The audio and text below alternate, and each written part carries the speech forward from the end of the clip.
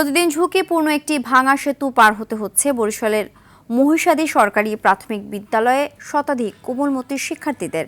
সেতুটির বিভিন্ন অংশ ভেঙে যাওয়ায় প্রতিনিয়ত দুর্ঘটনার শঙ্কা নিয়ে বিদ্যালয়ে যাতায়াত করছে তারা। স্থানীয়দের অভিযোগ, এটি সংস্কার বা নতুন করে নির্মাণে নেওয়া হয়নি কার্যকর কোনো উদ্যোগ।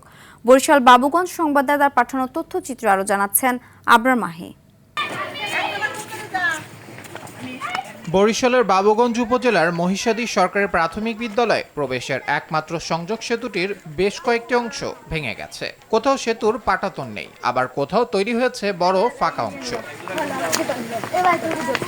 এসব ঝুঁকিপূর্ণ অংশ পেরিয়ে বিদ্যালয়ে যাচ্ছে শিক্ষার্থীরা। সেতুর ঝুঁকির পাশাপাশি নদী ভাঙনের আতঙ্ক তাড়া করছে শিক্ষক, শিক্ষার্থী ও অভিভাবকদের। চলাচলের জন্য দ্রুত নতুন সেতু নির্মাণের দাবি তাদের। অনেক যাতায়াত করতে অনেক সমস্যা হয়, আমাদের অনেক সমস্যা এই ব্রিজ নিয়ে। আমাদের আসার সময় আমরা অনেকেই পড়ে যাই এখান থেকে। যদি এই ব্রিজটা ঠিক করা হয় আমাদের অনেক ভালো হবে। আমরা বারবার এই ব্রিজটা নিয়ে অনেক কথা বলছি, উপজেলায় কথা বলছি, কয়েকবার আবেদন করছি, কোনো কিছুতে কাজ হচ্ছে না। বিদ্যালয়ের সংলগ্ন যে ব্রিজটা এবং যে রাস্তাটা খুবই ঝুঁকিপূর্ণ। ওখান থেকে আমার বাচ্চা নদীতে পড়ে ওর গার্ডিয়ান না থাকলে ভেসে যেত।